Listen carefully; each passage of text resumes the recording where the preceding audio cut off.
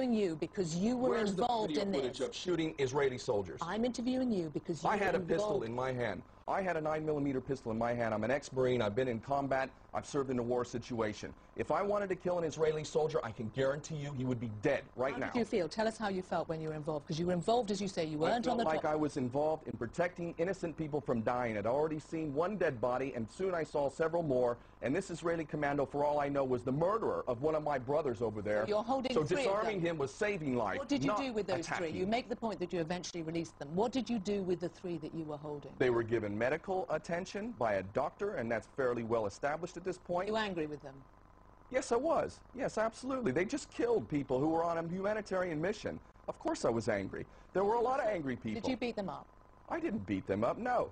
No, I did not. Did you but I don't have a problem with those who defended themselves and who beat up, apparently, some Israeli commandos who were on board and killed 9 people, at least.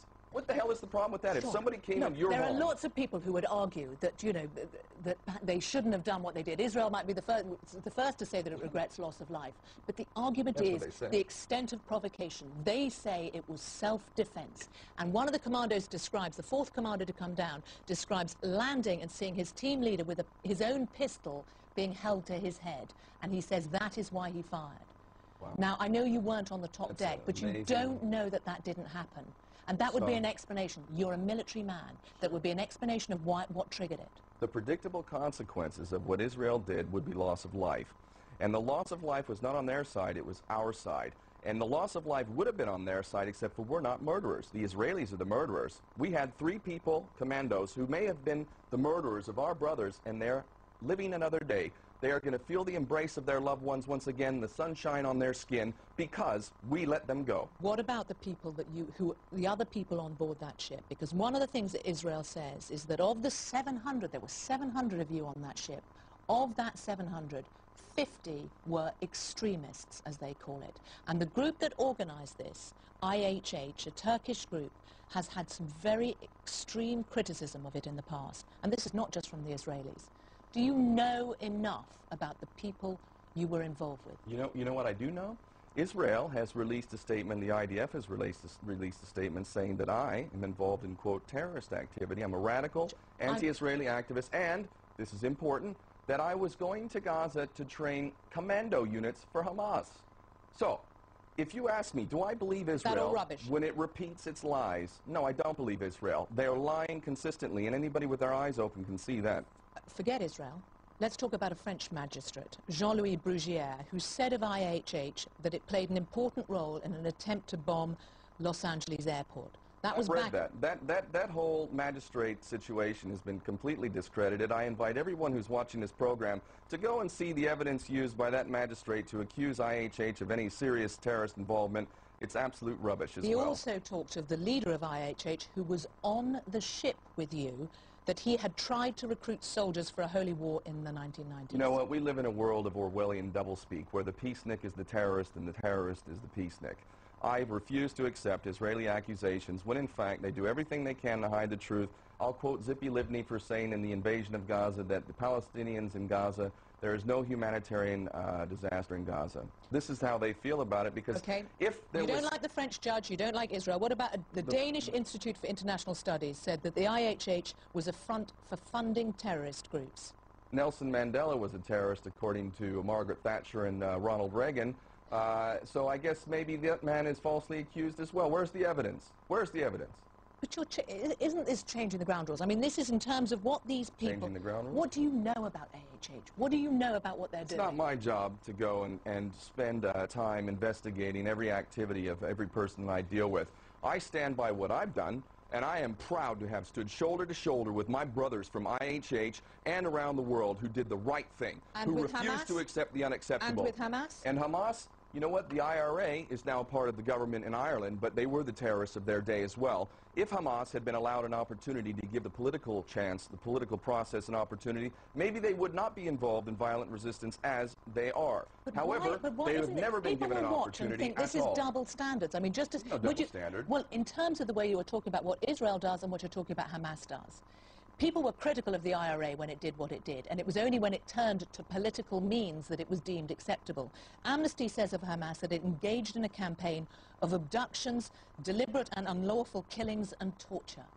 I do not stand by anyone or any institution that violates human rights. However, what I will say, yes, I do, and I will say absolutely 100% without reservation, I support the right of self-defense without any doubt. I would be involved myself in violent resistance if I were a citizen of Palestine or Iraq or Afghanistan. And if I were a citizen of the United States or Britain and someone from halfway around the world came into my country and started stealing my land and killing my family, guess what? I would defend my country as well. So I absolutely 100% defend the right of self-defense, and I will never shy away from that. I will not join the long list of embarrassments who condemn terrorism while forgetting to acknowledge that the biggest terrorist on the planet is the United States government for all of its terrorism around the world. Do you accept that Israel has a right to defend itself? Absolutely, every country does, and that's exactly why the hypocrisy and the lies of Israel are so transparent.